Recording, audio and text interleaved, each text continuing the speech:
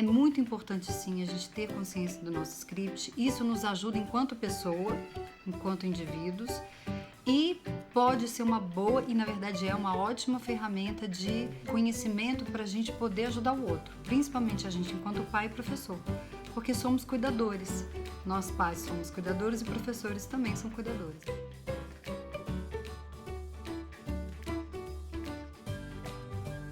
Olá, sou Juliana Rossetti e eu ajudo pais e professores a se tornarem educadores de alta performance através da análise transacional. E hoje eu trago para vocês script de vida. Então, o que é isso? Então, o script de vida é um roteiro de vida que, na verdade, todos nós temos. E nós vamos formar esse roteiro de vida, esse plano de vida, todos nós temos. Eric Berne acreditava nisso, o conceito de Berne é muito claro quando ele diz que todos nós temos um plano pré-consciente de vida. Então, que vai começar ali no iniciozinho da nossa vida, por volta dos 2, 3 anos, e pode ser completado por volta dos 5 anos de idade.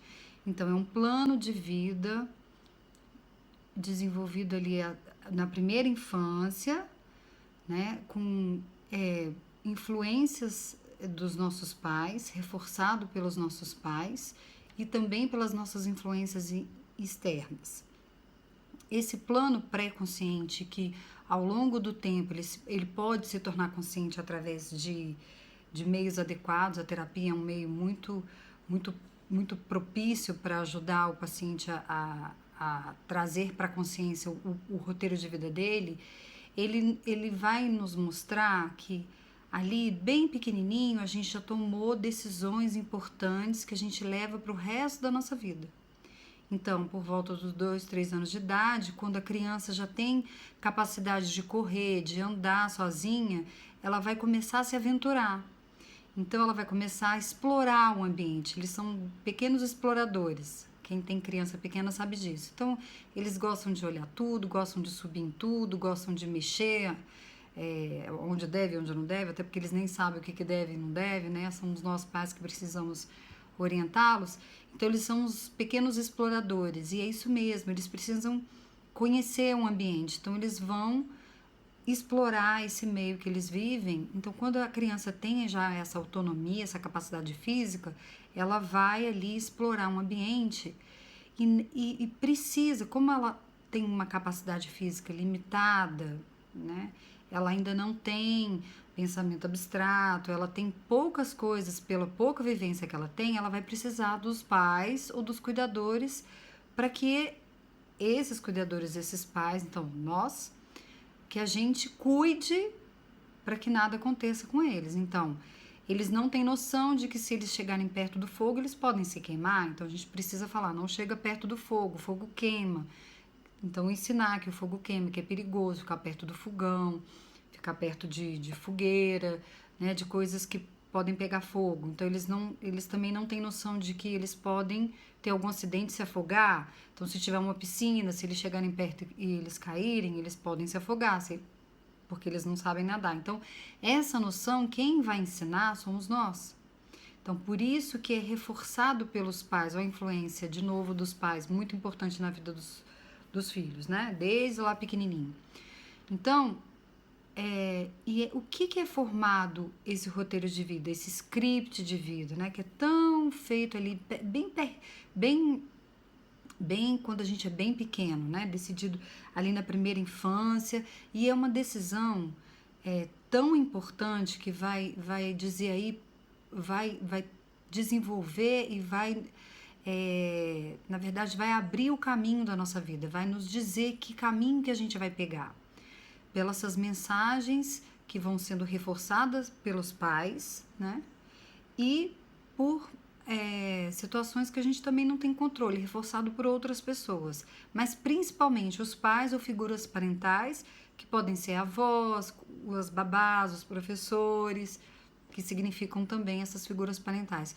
Figuras de autoridade, figuras que ensinam o que é certo, o que é errado, por onde ir, o que fazer, o que pode, o que não pode. Quando eu falava do exemplo do perigo, do fogo, de estar perto de uma piscina. Então, são essas pessoas cuidadoras, e aí, como no início da vida tem os pais, geralmente são os pais que cuidam, Essas figuras vão ser as figuras parentais e são muito representativas e muito importantes na decisão dessas escolhas que a criança, mesmo pequenininha, mesmo não tendo uma linguagem verbal rica, mesmo não tendo tantas coisas, ela já vai tomar decisões que vão abrir um caminho aí e para que ela percorra o caminho de vida dela, que é o roteiro de vida, que é o script, né?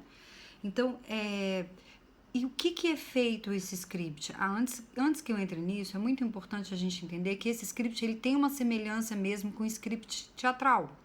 Então, quando o ator pega o script, o roteiro dele lá, é o script do teatro, então ele vai saber quem é ele, o que ele vai representar, qual o papel que ele vai representar, quais são as cenas, quantas cenas tem, a dramaturgia ou o drama no teatro, quanto tempo, com quem ele vai dialogar, quais são os diálogos, com quem que ele vai conversar, quais são as pessoas que ele vai viver nesse papel aí, nessa cena, né? nesse teatro aí. Então, é muito semelhante mesmo ao script de vida que Eric Berne falou na análise transacional. Então, ele tem um início, um meio e um fim. Né? Então, ele vai dizer muito da gente, qual é o caminho que a gente está. Então, olha a importância aí da gente ter consciência do nosso script enquanto pai, enquanto professor, porque ele vai nos dizer qual o caminho que a gente pegou. E se esse caminho ele é produtivo e funcional ou ele é improdutivo e disfuncional. O script ele é tão importante na vida de qualquer indivíduo, porque, de novo, toda pessoa traça a sua própria vida, que ele vai nos dizer como a gente vai, no momento que a gente nasce, como a gente vai viver e como a gente vai morrer, né? Se a gente vai casar, com quem a gente vai casar, com que tipo de pessoa a gente vai casar, quantos filhos a gente vai ter, como a gente vai morrer e quem estará conosco na hora da nossa morte. Então é detalhado sim, é importante sim, porque diz qual o caminho aí que a gente percorreu, qual foi as pessoas que a gente encontrou, com que tipo de pessoas a gente se relacionou, que tipo de vida que eu tive, como eu me relacionei com as pessoas, com os meus filhos, com os meus amigos, com familiares, então diz respeito à nossa vida. Então, é muito importante sim a gente ter consciência do nosso script, isso nos ajuda enquanto pessoa, enquanto indivíduos, e pode ser uma boa e na verdade é uma ótima ferramenta de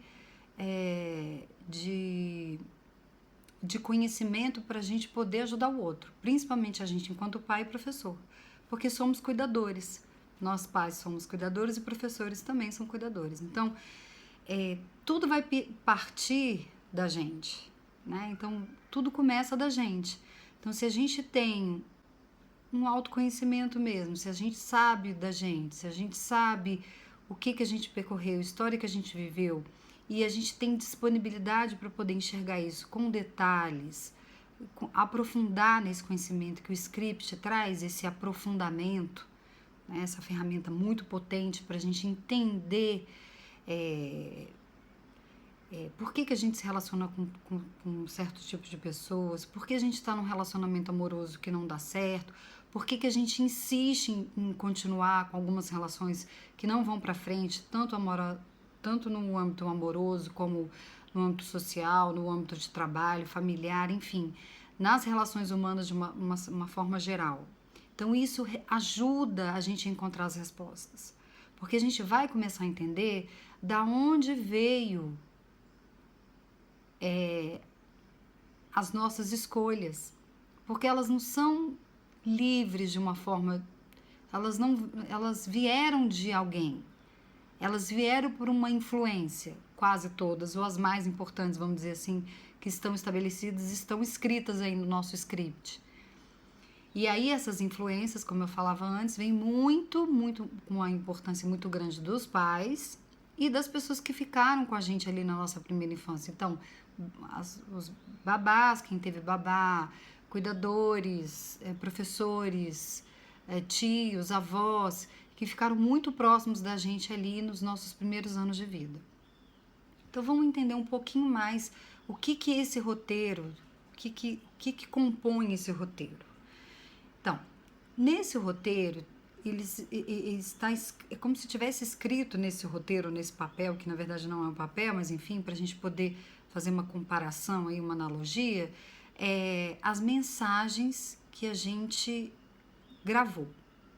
O que foi dito pra gente que ficou ali e foi dito várias vezes, repetidamente, né, com uma frequência e com uma repetição significativa. Então vamos dar um exemplo, e eu vou compartilhar um exemplo da minha vida. Assim, quando eu era pequena, meu pai foi artista, tinha uma banda, era músico, tocava piano, toca até hoje. Mas ele viveu muito tempo de música, então ele tinha banda, tocava, enfim, fez uma carreira artística muito significativa na vida dele. E aí eu me influenciei muito por esse lado artístico do meu pai. Eu gostava muito de ver ele tocar piano, né, dele tocar, dele tirar. E ele tirava, quando eu descobri que ele tirava as músicas de ouvido, eu acho que eu já tinha aquilo em mim, né? Que a gente já tem uma afinidade por algumas coisas desde pequeno. Então, eu pegava as músicas que eu gostava, as músicas infantis, e pedia, cantava, cantarolava para ele. Eu colocava no disco, né? Na minha época era LP. A gente tinha uma vitrolinha vermelhinha, eu e minha irmã. E aí ele escutava as músicas e ele tirava de ouvido. Então eu adorava, e eu era muito pequena, eu adorava aquilo, adorava. E a gente cantava as músicas e ele tirava, cantarolava, ele tirava de ouvido. Então eu lembro muito de tirar as músicas e aí não era tão pequenininha, mas eu já devia ter uns 5, 6 anos. 7, eu acho, 7 anos ali. Eu adorava escutar as músicas do Balão Mágico. Então eu lembro que eu tirava, né? Porque os LPs na época vinham as fotos das crianças do Balão Mágico e atrás vinham as letras, né, da música. Quem pegou essa época aí sabe. Então eu acompanhava lendo a letra da música e ele tocava no piano. E aí eu fazia apresentações na minha casa. No Natal eu me apresentava, no Dia das Crianças, qualquer momento que era momento de juntar a família, eu estava lá cantando porque eu adorava aquilo. Então aquilo, eu era muito reconhecida naquilo. Então, os meus pais gostavam muito que eu cantasse, gostavam muito quando eu cantava. Eu era muito elogiada porque eu tinha uma afinação, eu também tinha uma facilidade de pegar a música e de cantar no tom que era apropriado para minha voz, de ouvido. Eu nunca tinha estudado música, na verdade, eu nunca estudei. Então, era uma habilidade, era uma facilidade que eu tinha. Então, eu era muito reconhecida. Então, meus pais falavam muito isso. Ah, a Juliana canta muito bem, a Juliana canta muito bem. Então, eu escutei isso muitas vezes, né? A Juliana canta bem, ela gosta de cantar, ela é muito afinada. Teve uma vez que meu pai falou, não, ela que sabe cantar aqui em casa. Eu tenho outros irmãos. E eu me lembro disso, olha só, né? Então, olha só, né? Isso era reforçado, isso era falado, foi falado várias vezes. Então, eu realmente era reconhecida e acreditava e gostava de cantar. Então, para a gente poder entender, olha como que é reforçado isso na gente. Qual é a mensagem? Qual foram as mensagens que a gente ouviu dos nossos pais, principalmente dos nossos pais, ou as figuras parentais que fizeram diferença na nossa vida? Quais foram as mensagens que a gente ouviu e que ficaram gravadas? E que a gente, às vezes, reproduz ou faz sem perceber que aquilo lá foi gravado com tanta intensidade. Essa mensagem, com certeza, eu não esqueci, ela não era inconsciente, ela ficou marcada em mim, mas com certeza existem outras que eu não me lembro, em que em terapia eu consegui me lembrar, mas olha só, a importância da gente perceber, da gente identificar. E aí tem uma outra coisa que é também importante, mensagens que a gente diz que são positivas e negativas. Então, um reconhecimento positivo de, nossa, você canta bem. E qual seria um reconhecimento negativo, né? Ou você canta mal, que não era o caso, mas da gente, porque isso tudo vai fazer parte do nosso script, né? Quais foram as mensagens positivas que a gente gostava de ouvir, eram reforçadas e que a gente continuou a fazer porque a gente era reconhecido, porque a gente era amado, porque a gente era gostado quando fazia aquilo. Ou qual era a mensagem negativa que a gente era repreendido, castigado, punido, que não era legal, porque isso também fica marcado. Então, o script ele é composto dessas mensagens, de várias mensagens que a gente vai colocando ali naquele roteiro e vai trilhando o nosso caminho de vida. Então, por essas mensagens, a gente decide, muito novo, qual o caminho que a gente vai tomar. Se vai tomar o caminho A ou B? Quais são as pessoas que a gente vai encontrar? Porque, além disso, a gente vai precisar, nesse caminho, ter pessoas, porque somos seres relacionáveis, né? Somos seres... precisamos do outro para nos relacionar, né? Então, qual vai ser a pessoa que vai se relacionar comigo nessas mensagens? O que vai combinar, o que não vai? E até o que não combina, às vezes a gente insiste em manter as relações. Então, esse entendimento, olha a importância de se entender o nosso script. Muitas respostas eu consegui achar quando eu comecei a compreender o meu. Quais relações que não deram certo, ou os que eu insisti em dar, alguns trabalhos, o que era de habilidade, o que não é. Então, realmente é um autoconhecimento, mas que tem essa potência de entendimento, de compreensão. Porque quando eu compreendo da onde vem tudo isso, fica muito mais fácil até de eu mudar o que eu não quero, o que não tá bom.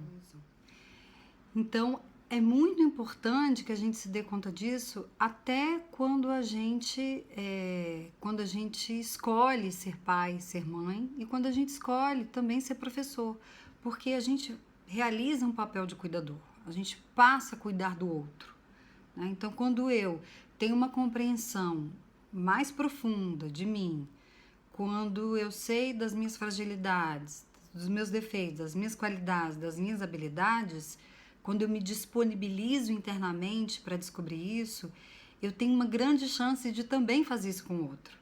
Então, de estar mais disponível para o outro. Então, eu me torno uma mãe ou um pai com maior disponibilidade para cuidar. Não só cuidar das necessidades básicas de que é comer, beber, né?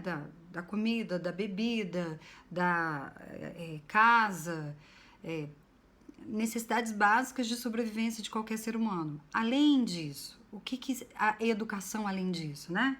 Então, o cuidar além disso, na verdade. Então, é a educação, é a amorosidade, é o acolhimento, é o carinho que eu posso dar para o meu filho, que vai muito mais além do que as necessidades básicas, que são básicas, importantes, vitais, mas que eu posso fazer muito mais. Enquanto professor também. Como que eu posso olhar para o meu aluno e perceber, além da dificuldade que ele está me mostrando, o que tem um pouco mais além do que ele está me falando? Quando ele fala que ele não dá conta de jeito nenhum de aprender determinada matéria, que ele é burro, que ele se acha burro. E ele repete isso com uma frequência, né? Tem uma pessoa próxima na minha família que ela tinha um hábito e ela nem percebia de falar que ela era burra para estudar. Ela repetia de ano e ela era burra. E uma vez aquilo me incomodou tanto que eu falei, olha, você não é burra, né? Assim, não sei por que você fica repetindo toda hora isso. Se você fosse burra, você não teria estudado, não teria se formado, não teria feito faculdade e não teria um trabalho, né? Então, às vezes a gente fica repetindo que a gente é uma coisa sem até... Nem é, e a gente nem é isso. Porque ou a gente escutou de alguém e a gente acreditou que aquilo era verdade, a gente fica repetindo, e aí a gente vai tomar caminhos ou escolhas, decisões para confirmar que a gente é burra, nesse caso de ser burra. Tá vendo? Eu sou burra, não dou conta. Isso é muito comum da gente ver. Então, quando eu começo a me dispor a entender de onde vêm as mensagens ou as coisas que eu falo de mim para mim mesma, ou eu falo do outro e é repetido, eu começo a entender que eles têm um lugar aí que teve uma influência muito forte, que de alguma forma eu tomei essa decisão de replicar e de continuar, né? Deu uma sustentabilidade negativa, no caso quando é negativo mesmo para isso, e não percebi. E aí, me dando conta disso, eu posso mudar o que não tá bom. Então, eu me lembro nessa cena, quando eu falei para essa pessoa que ela não era, nunca mais eu ouvi ela falando dela mesma que ela era burra. Porque ela não é, né? E a gente, às vezes, fala tantas coisas da gente mesmo que a gente não é. E por que será que a gente fica repetindo, né? Igual um disco arranhado. Então, isso tem a ver e possivelmente está ali registrado no nosso script, a gente não se dá conta. Então, quanto mais a gente se dá conta, quanto mais consciência a gente tem das mensagens que nos influenciaram a escolher o caminho A e não o B, a gente vai entender qual é esse caminho, vai aceitar e pode mudar, porque a gente sempre pode mudar o que não tá bom. Sempre. Sempre é a hora de fazer isso. Né? Então, o convite é que a gente fique aberto a isso, porque isso é extremamente possível. A análise transacional traz essa ferramenta, esse conceito e a ferramenta dentro de terapia e dos conceitos fora da terapia, como eu estou colocando aqui para vocês, né? Então, o conhecimento, olha como o conhecimento é importante. Quanto mais a gente sabe, a gente vai abrindo a nossa cabeça, né? Abrindo, trazendo mais conhecimento e aí a gente pode ter mais escolhas e acreditar que existem outros caminhos, porque existem, né? Então, isso funciona, né? Então, quando a gente está com os nossos filhos, a gente vai poder aí lembrar porque a gente é pai, mas a gente é filho. Antes de ser pai, a gente foi filho e a gente é filho. Então, a gente, enquanto filho, como é que a gente recebeu isso? Qual era o contexto? Como que isso foi gravado? Por que isso está ainda em mim? Por que isso se repete dentro de mim? Porque eu repito os meus comportamentos. Né? Pelo script também a gente entende que a gente repete comportamentos. A gente faz muito isso, né? A gente vai repetindo os padrões. Então, às vezes, a gente tem um tipo de relação amorosa que se repete. Pode até muda o parceiro, mas repete o jeito de se relacionar. Por que será que isso acontece? Então, isso também tem a ver com o nosso modo de ser, com o nosso comportamento, que teve uma influência muito importante ali nos nossos primeiros anos de vida.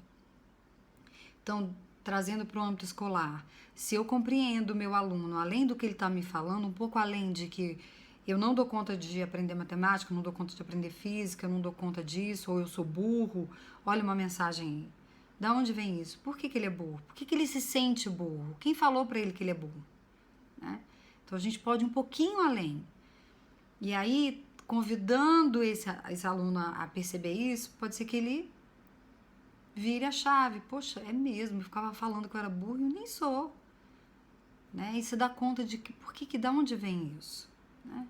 Então, isso dá muito certo, a gente poder ter essa consciência, porque, de novo, tudo parte da gente. Quando a gente se disponibiliza e a gente acha outros caminhos, a gente também disponibiliza isso para o outro e faz com que o outro encontre outros caminhos, né?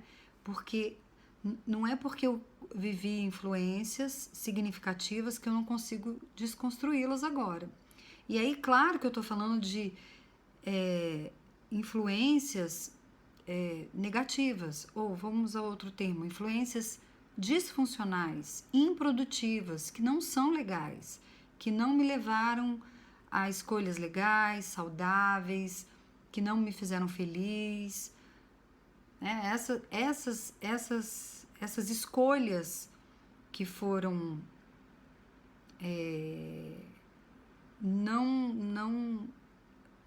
não foram legais, né? Que não foram escolhas que me fizeram bem. Então eu posso redecidir. Aí outro conceito de AT que eu posso falar depois.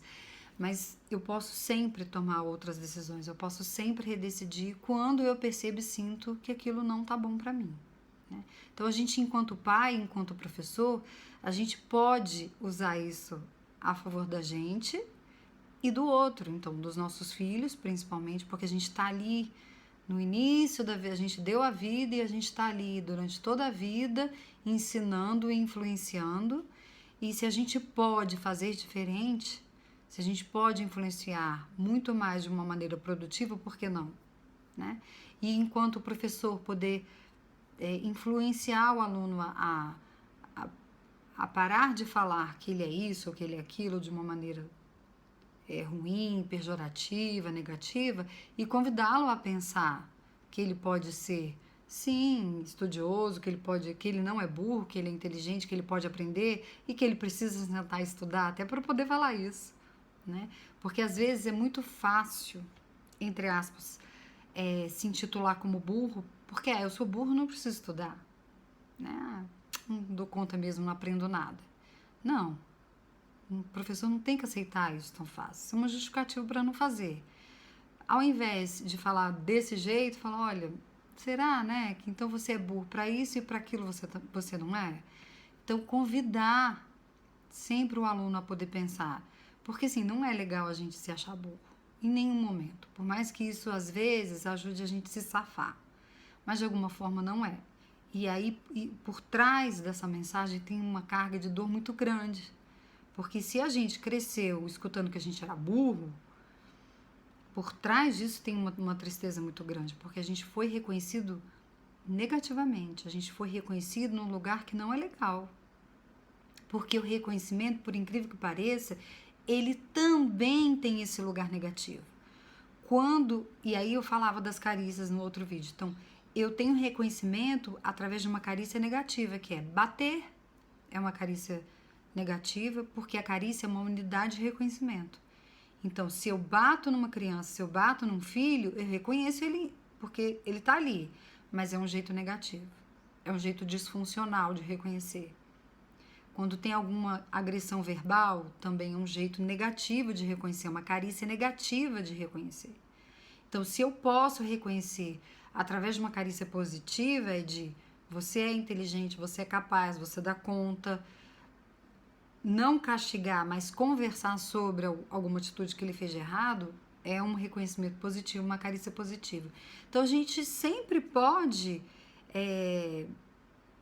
consertar, a gente sempre pode reavaliar, para a gente não repetir as coisas que são improdutivas, para a gente não colocar para frente, para a gente não passar isso para as gerações futuras, que são os nossos filhos, né? Para a gente não passar para as gerações futuras, que são os nossos alunos, que alguns deles eles podem escolher seguir com a carreira de professor, né? Ser professor, né? Então, que isso não se sustente, porque aí, às vezes, com uma influência muito mais negativa do que positiva, enquanto eu sou aluno, eu posso me tornar professor até por uma como se fosse um revidar, né? Eu não consegui me defender, então agora eu sou professor para revidar. Isso, por incrível que pareça, existe. Mas, enfim, o importante é que a gente possa entender que tem possibilidade da gente ter consciência dessas mensagens e a gente colocar em prática isso. Colocar em prática se dando conta como que a gente pode fazer para mudar. E mudar de comportamento, mudar de frase. Se eu falava isso para o meu filho, eu não preciso falar mais, porque eu sei que a consequência de repetir uma coisa negativa, disfuncional o tempo inteiro, vai fazer com que ele acredite nisso, vai fazer que ele tenha um mau comportamento, uma má conduta. E assim também para os professores. Se eu não acredito que o meu aluno é capaz, se eu não acredito que ele consegue fazer, se eu acredito que ele não quer nada com nada, que ele é vagabundo e que é ponto final, eu também coloco essa frequência e esse aluno não vai para frente. Então, sempre poder rever e ter essa consciência vai ajudar sempre a gente ter uma educação funcional, uma educação produtiva e que realmente educa e se torna sustentável para gerações futuras. Então, enquanto as crianças crescem, elas aprendem a representar alguns papéis. Então, esses papéis podem ser de vilões, heróis, heroínas, vítimas, salvadores, perseguidores e por aí afora. Então, eu vou colocar agora um exemplo e vou convidar você que está me assistindo a parar um pouquinho para pensar como é que isso funcionou e como que pode ser isso para você. Então, vamos parar um pouquinho e vamos pensar assim. Quando você era criança, e aí se você quiser anotar aí numa folha, no computador, no celular, qualquer que seja, eu quero que você pare um momentinho para pensar, quando você era criança, o que você fazia, o que você gostava de fazer, o que você fazia com alguma frequência e o que seus pais falavam sobre isso. Então, vou dar um exemplo. O exemplo eu vou repetir do quando eu cantava. Quando eu cantarolava, gostava de cantar, meus pais falavam: nossa, como você canta bem, nossa, sua voz é tão bonita, nossa, você é tão afinada. Então eu gostava, continuava cantando porque aquilo para mim era muito bom. Eu tinha um reconhecimento positivo, eu agradava os meus pais, porque a criança gosta de agradar os pais. Então eu gostava de cantar e cantava. Isso já era meu, e quando eu tinha esse reforço, eu cantava ainda mais. E aí, como eu contei anteriormente, depois eu me aprimorei, né? Assim, dentro, nada de escola, mas assim, eu pegava as músicas que eu gostava, eu pedia pro meu pai tocar no piano, ele tirava de ouvido e eu cantava todas as músicas que eu gostava e meu pai tirava do piano. Então era um reforço para mim, eu tinha um reconhecimento daquilo. Então isso é muito vivo até hoje na minha cabeça. Eu lembro assim de uma cena que eu tenho uns 10 anos, 9, 10, eu lembro da roupa porque estava no Natal, era uma blusinha branca, com um desenho vermelhinho de uma menininha, com flores, a minha saia era vermelhinha de prega, eu estava usando uma meia calça branca e um sapatinho, meu cabelo, metade assim preso e o resto solto, que minha mãe adorava fazer isso no meu cabelo. Então olha só como é viva essa lembrança. Então eu me lembro dessa cena, ao lado do meu pai tocando piano, eu cantando uma música do Balão Mágico, era Ursinho Pimpão, que eu adorava o Balão Mágico, meu pai tocando piano e as pessoas assistindo, porque tem uma foto também, uma fotografia que foi tirada nesse momento que eu tava cantando, e eu tô lá lendo, segurando o LP do Balão Mágico e lendo e meu pai tocando. Mas eu me lembro da minha roupa, do meu cabelo, entende? É muito mais do que uma fotografia. Então, olha como isso marcou. Então, de novo, eu queria que você se lembrasse de um momento, quando você era criança, o que você fazia e o que seus pais falavam. E aí eu contei essa história e era um reconhecimento positivo, era legal ter isso.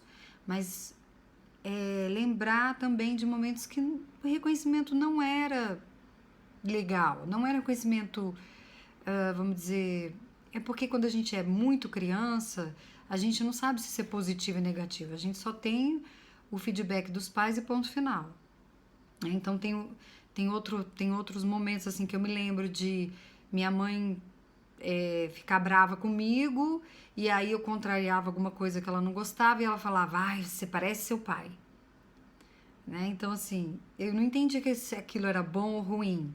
Lá na frente eu fui entender, mas tinha isso. Então minha mãe ficava brava comigo, ela tinha alguma coisa que ela não gostava quando eu fazia e ela achava que eu parecia com meu pai naquele momento. Então olha como é que a gente vai associando, né? Naquela época eu não entendia, mas enfim, depois eu precisei e fui entender, né? Então, o meu convite é: tente lembrar de alguma coisa que você fazia e o que os seus pais falavam. Tá, se você fez isso, agora eu quero que você entenda que essa mensagem que você lembrou, que o seu pai dizia, o que sua mãe dizia, ela faz parte do seu script. Ela tá aí. Pode ser que você já tenha reproduzido ela com seus filhos, pode ser que você tenha reproduzido ela com seus alunos, pode ser que ela ainda esteja aí e algumas outras eu tô aqui fazendo uma provocação positiva para que você lembre e perceba se ela era uma mensagem legal, ok, positiva, funcional ou não, né? Porque a ideia é que a gente pega essas mensagens que não são legais, que são dolorosas, que doeram quando a gente descobriu que eram ruins e que a gente reverta isso. Não que a gente vai colocar outra mensagem de pai e mãe, mas que a gente vai fazer isso internamente. É para o nosso pai interno e para a nossa mãe interna. A gente consegue fazer isso, é extremamente possível. Pode até ser que eu converse com meu pai e com minha mãe sobre isso, enfim. Mas terão pessoas que não têm mais os pais aqui, mas enfim, isso não é mais importante. O mais importante é que eu reveja essas mensagens.